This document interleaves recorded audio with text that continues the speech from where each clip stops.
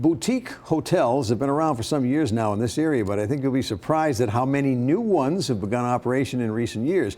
Mark Murphy is the editor of the Providence Business News, the cover story in the current edition of the paper. Actually, two cover stories officially named.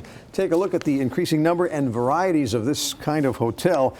And there's also, as we'll see, no one definition for a boutique hotel. Yeah, you would think that it's all about a tiny little place and then use personal service. I mean, you could almost say that it's the next step above a B&B, right? And so what's happening is as people travel more, they're looking for experiences that are, I mean, unique's an overused word, but that's the idea, is they're going to find something at a boutique hotel they won't find somewhere else. Yeah, it's the experience more than just the lodging. Right. I mean, think of all the, foodies. Think about what people want at restaurants now. They want something that's interesting, that's different, that plays off of what's local.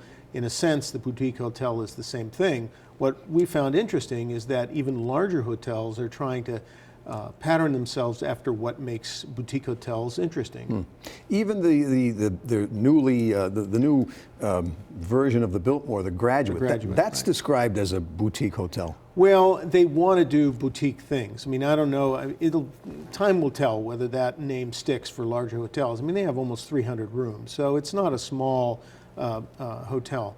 But they certainly are trying. They've restored a lot of what made the Biltmore unusual, unique for its time, and a lot of it is about service, the experience and service. And in fact, this morning you talked about McCormick and Schmick's going, not renewing its lease. So it'll be interesting to see what kind of restaurant goes in there that fits within that that rubric, I guess. A lot of interesting boutique hotel examples in your article. Some, for example, only have 12 or 13 rooms, and I wonder, can they make a profit with 12 or 13 rooms? Well, it depends what you charge, Frank. I mean, that's what can you get? What will the market bear? Yeah.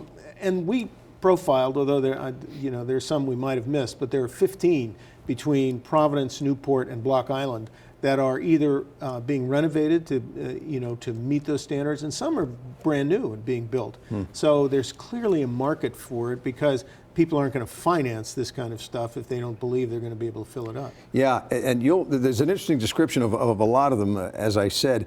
And it's interesting, for example, the Dean Hotel, where they say, we don't try to cover the noise of the urban experience, which is a very different boutique hotel experience than perhaps one on Block Island. Right, exactly. Well, that's, again, it's say if you think about restaurants using local ingredients in the same way the boutique hotel is in a local spot, and they want to play off of what's happening there. The Dean, very active place. They don't all have to be like that. For instance, the Hotel Providence, which you could consider a boutique hotel, which has been there for a long time, is on Westminster Street. So it's a little bit different feel than, say, being across from the Providence Journal and near the convention center, where there's a lot of hustle and bustle. A lot more in the current edition of the Providence Business News, which also contains the best places to work, an event on this held last week. You'll find the best places to work here. And Mark Murphy, thank you for joining us. Thank you, Frank.